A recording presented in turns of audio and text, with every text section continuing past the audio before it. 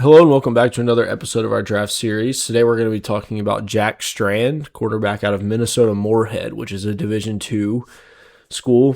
Strand was put on my radar from listening to Nate Tice talk about his favorite quarterbacks in this year's class, and Strand was a guy he called out as a potential late-round flyer that was interesting. Strand ended up going undrafted, but was signed by the Falcons, so I was curious to take a look at him and see if there was really anything to his game as a guy coming from a much lower level.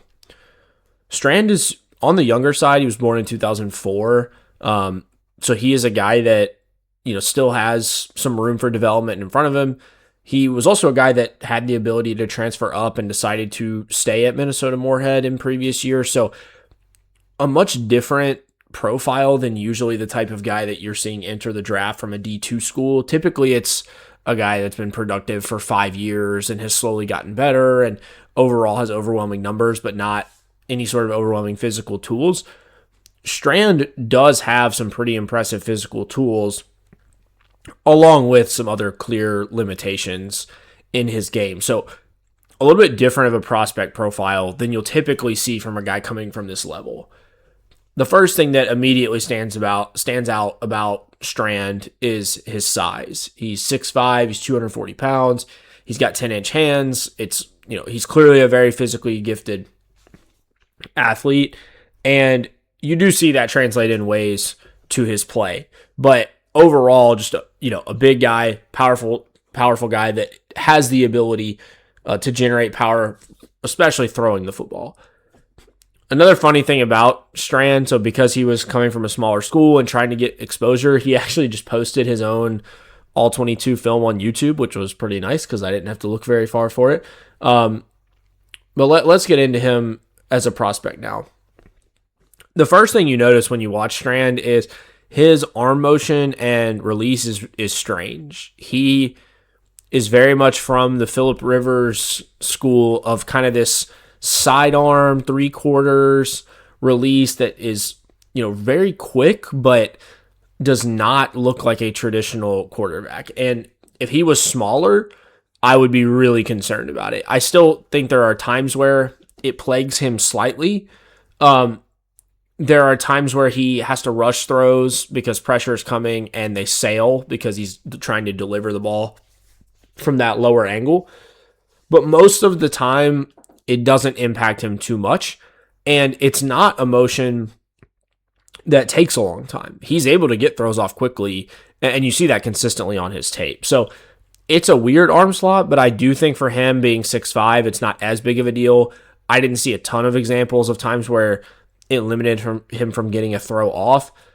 And I think overall, he was really comfortable operating in quick game. He had a very quick release. He's obviously super tall, so he was able to see the field very easily from the pocket, make quick reads, and distribute the ball. And overall, I thought he was pretty accurate in the quick game as well. He is a relatively creative thrower. I will say his limitations come here just physically. He's just not a super flexible athlete. So outside of the pocket, there's times where it can get a little awkward, but you do see flashes of some pretty impressive throws. And he does have the ability to identify windows that, some guys just don't really notice, albeit not as much as maybe like a Fagano out of UConn, but still, pretty solid for him. Another huge thing that you see on his tape is just he's able to throw flat-footed with pretty much no problems. He's big enough where he can generate the necessary power to make throws down the field without having to really step into throws. And you see that consistently on his tape. As an athlete, I would say he really struggles in the pocket. He's just not twitchy or quick enough to really make guys miss. So if guys get a hand on him, he's probably going down. He might be able to shake off the contact and get a throwaway off, but he's not going to make a guy miss back there and generate some sort of explosive play. I will say if he has a chance to get moving and get momentum rolling, then at that point, he can run you over. He can pick up some yards, but I think more so for him, you'd be thinking about red zone designed runs, places where he's able to really use his frame to his advantage. I don't view this as a guy that can create much as a scrambler. And lastly, I do think he's pretty comfortable attacking tight windows. This is a pretty aggressive thrower.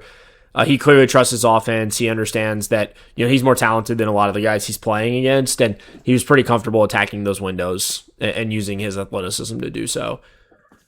All right, let's get into some of the concerns with Strand. Obviously, the big one is he is coming from a much lower level of competition. There's not really a way to get around that. I do think that him being, truly physically gifted is a plus for him. That, it's not that he's only surviving at this level because he's a little bit more athletic than the guys he's playing against. He does have real NFL size, but still a concern that, how will this really translate at a much higher level of competition?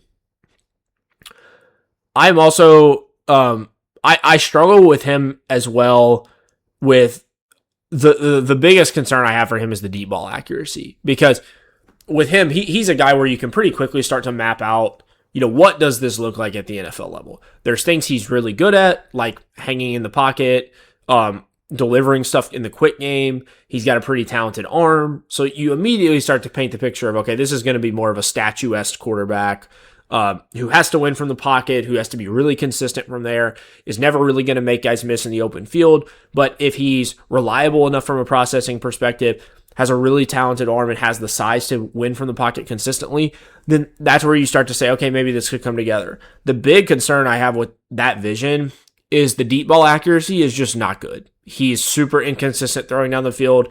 I wouldn't be shocked if the throwing motion has something to do with that, but I don't think it's just that. I think he's just not a very consistent thrower. He's not very accurate down the field and has some really bad misses, not just, slight ball placement issues, but just, will whiff on some throws.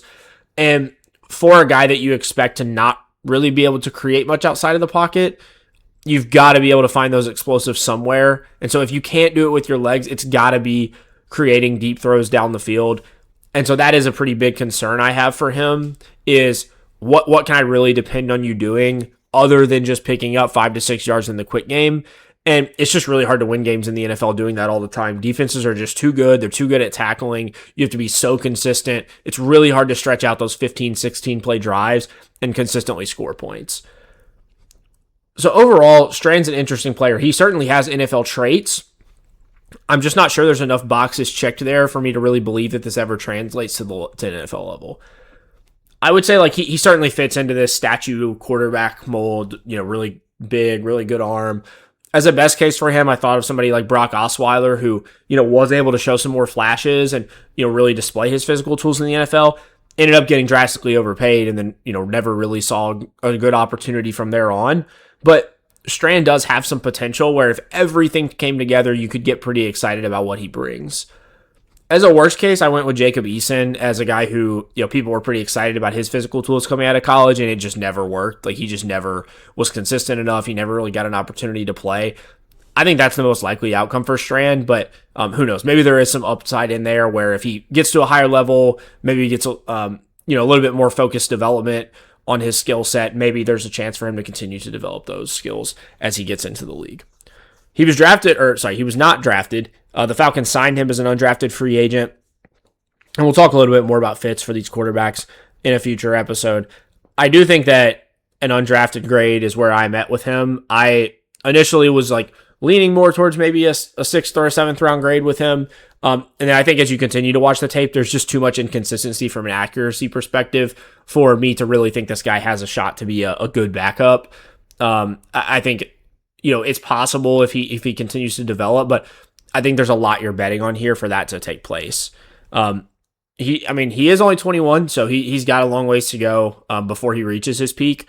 So I'll be curious to follow him. He's kind of in an open quarterback room there. Michael Penix is coming back from injury. Tua obviously been hurt a lot and has been really inconsistent the past few years. So, maybe he gets a chance to play at some point, but we'll be curious to follow that going forward. All right, that does it for this episode covering Jack Strand. I think I'll have 3 more individual quarterback episodes coming out soon, and then we will recap the 2026 class.